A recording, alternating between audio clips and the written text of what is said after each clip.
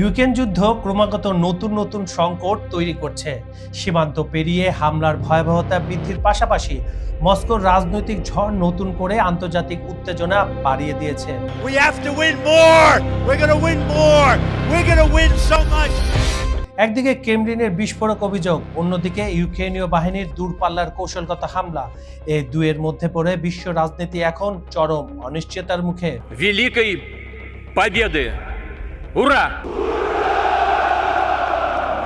যুক্তরাষ্ট্র ও তুরস্কের বিরুদ্ধে ক্রেমলিনের বিস্ফোরক অভিযোগ।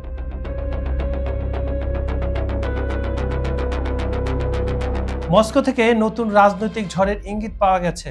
যুক্তরাষ্ট্রের অস্ত্র ভান্ডার তুরস্ক হয়ে ইউক্রেনে স্থানান্তরের পরিকল্পনার অভিযোগ তুলেছে ক্রেমলিন। রাশিয়ার পররাষ্ট্র মন্ত্রণালয়ের মুখপাত্র মারিয়া ঝাকারোভা জানিয়েছেন, সন্দেহজনক এই অস্ত্র হস্তান্তর নিয়ে ওয়াশিংটন ও আঙ্কারার কাছে স্পষ্ট জবাব চেয়েছে মস্কো। ক্রেমলিনের পক্ষ থেকে কঠোর হুঁশিয়ারি দিয়ে জানানো হয়, এসব অস্ত্র যদি সত্যি সত্যি কিয়েভের হাতে পৌঁছায় তবে তা দ্বিপক্ষীয় কূটনৈতিক সম্পর্কের ক্ষেত্রে গভীর ও দীর্ঘস্থায়ী ক্ষত সৃষ্টি করবে।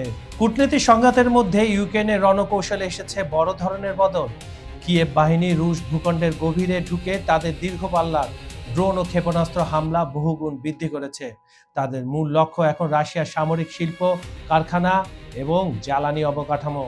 সম্প্রতি ইউক্রেনীয় হামলায় কেঁপে ওঠে রাশিয়ার দক্ষিণ পশ্চিমাঞ্চলের সামারা শহর। লক্ষ্যবস্তু ছিল রুশ মহাকাশ সংস্থা রাসকমস এর অধীনে পরিচালিত অত্যন্ত গুরুত্বপূর্ণ প্রোগ্রেস সেন্টার।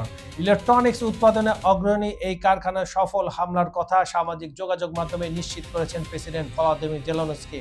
এছাড়া ফ্রন্টলাইন থেকে প্রায় 700 কিলোমিটার দূরের সাবালসলিকা বিমান ঘাঁটি এবং 1000 কিলোমিটার দূরে ওস্ট লোগোর একটি তেল ডিপোতেও নিখুঁত আঘাত হেনেছে কিয়েভ।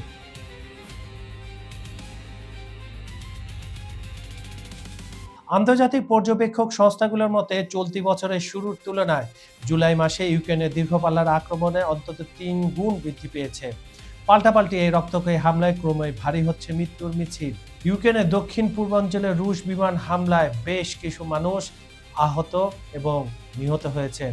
অন্যদিকে রাশিয়ার প্রতিরক্ষা মন্ত্রণালয়ের দাবি, বিগত 24 ঘন্টায় তারা আকাশে 600-এর বেশি ইউক্রেনীয় ড্রোন ধ্বংস করেছে। তবে মস্কো অঞ্চলে সুতারা এলাকায় ড্রোন হামলায় একটি বসতবাড়ি ধ্বংস হয়ে 2 জন বেসামরিক নাগরিক আহত হয়। সব মিলে অস্ত্র হস্তান্তর ও যুদ্ধক্ষেত্রে ভয়াবহ দ্বিমুখী সংঘর্ষ পুরো বিশ্বকে এক অনিশ্চিত ভবিষ্যতের দিকে ঠেলে দিচ্ছে। বন্ধুরা, বিশ্ব রাজনীতির মঞ্চে যুদ্ধ আর কৌশলের খেলা দিন দিন আরো জটিল হচ্ছে। এই উত্তেজনা শেষ কোথায় তা হয়তো সময় বলে দেবে।